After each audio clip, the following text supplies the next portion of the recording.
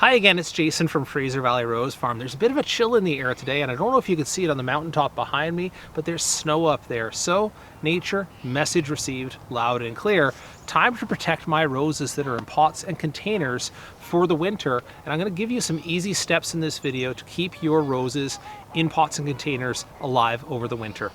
So why does a rose that lives in a container or a pot warrant additional protection measures over the winter? And it comes down to the insulative effects of having roots well established in the ground. Both of these roses may be similarly well suited to my climate, plenty hardy enough for here, but this one here has well established roots in the ground, and the soil below will actually maintain a relatively consistent temperature and moisture compared to the one in the pot. This one here will very quickly go to whatever temperature it is out in the outside environment. So if it drops to -10 degrees Celsius, this will drop to -10 degrees Celsius, where this one has a buffer of the soil temperatures to hold it more stable over a longer length of time.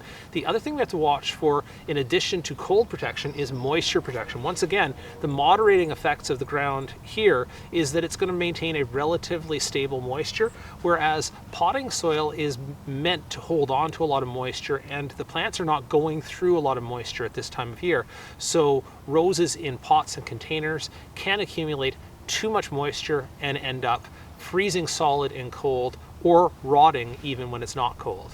Step number one in successfully overwintering your potted roses is to choose the right location. And the criteria for that comes down to this: shelter from cold, shelter from wind, and shelter from excess moisture. This spot here checks all three boxes. It's right up against the house, so it gets some shelter from wind. It's underneath the roof line of the house, not in the drip line, mind you, but underneath the roof line of the house, so it protects it from excess moisture. And if it ended up being the case that I got a deep cold coming, I would put them right inside the garage. So that's another location we could talk about.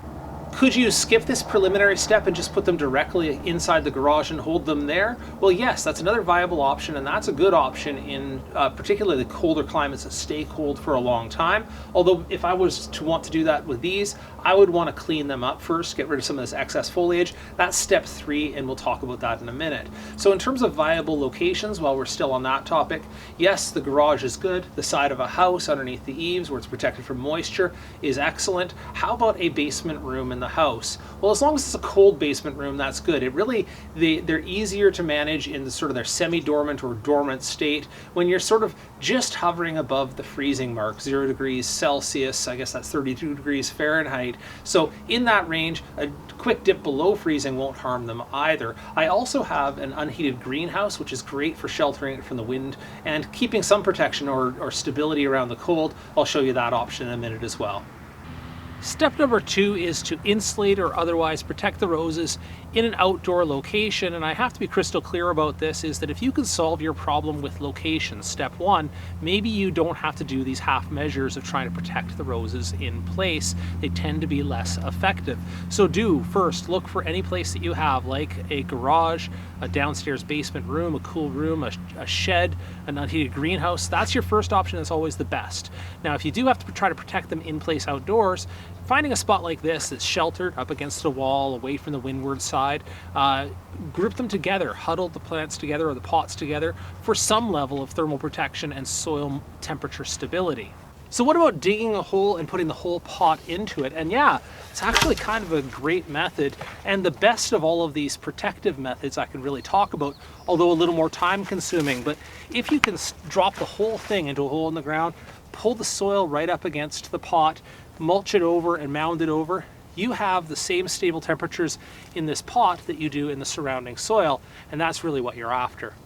So how about wrapping the pots or putting cloth or burlap over the top?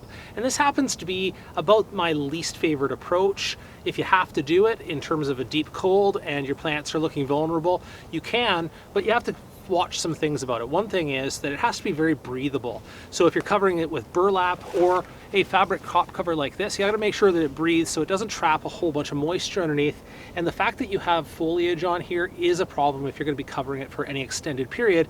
That moves us on to step 3, which is cleanup. Here you can see that I'm grouping my roses indoors here to overwinter along with my perennials in this greenhouse. And this is an unheated greenhouse. They're not getting temperature control. What you can see is that I've stripped off the foliage in anticipation of grouping them together like this and leaving them in this group for a long period of time. It's still air in here, and it actually makes them more vulnerable to rot. Now, ideally, you would let the foliage drop and the plants to go dormant on their own, but I need to get this job done, so I've started grouping them inside. And that's the same thing. If you're going to leave them out front of your garage like I have, leaving the foliage on is fine, let nature take its course. But if you're going to move them inside for any length of time, or if you're going to cover them in the landscape, stripping off the foliage and preparing them like this is probably a wise idea if they'll be under that cover or in a still area without lots of air movement for any length of time.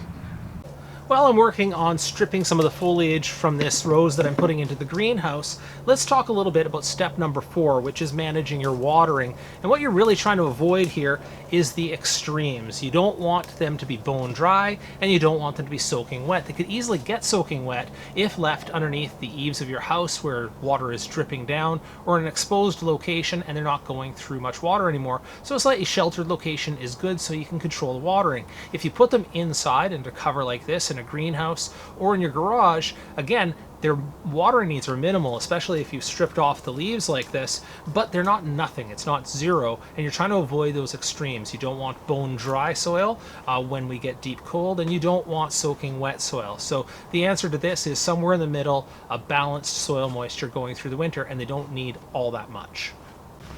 Step number 5 sounds really obvious, but I think it does bear saying here, which is that you need to check on your roses. Every week or two, go out and have a look at what they're doing. Check to see if there's any rot in the foliage, or if you need to strip it down any further. These ones are already fully stripped, but the ones you're overwintering outside bear that checking. Also checking on the soil moisture, seeing if they're still heavy or light, tipping them out of their pot to see if the soil has become bone dry or light colored. That's when you need to top them up. And checking on your weather forecast. If you have roses that are in an outdoor unprotected or a semi-protected area, you want to see if those lows are much lower than your average in the area and whether it warrants additional protection measures. So there you have it. Protect from cold, protect from wind, protect from excess moisture, and that should help your potted roses to come through the winter more safely. Your actual level of protection and how you guide your judgment on that does depend on the zone hardiness of the plant. So for instance, I'm in zone 8. Many roses are fine to zone 8, but I would usually give a buffer down by 1 or 2 zones where I feel safer that a potted rose will make it through in that climate with minimal protection. So zone 6 roses would probably be okay here. If you're in zone 6, be looking for zone 4 rated roses if they're going to be in a pot or container with minimal protection. Otherwise, you may want to add up or make sure that they get inside. All right, thanks so much for watching. If you have any questions on this topic or any others regarding roses or gardening, please drop them into the comments below the video and I'll see what I can do to help.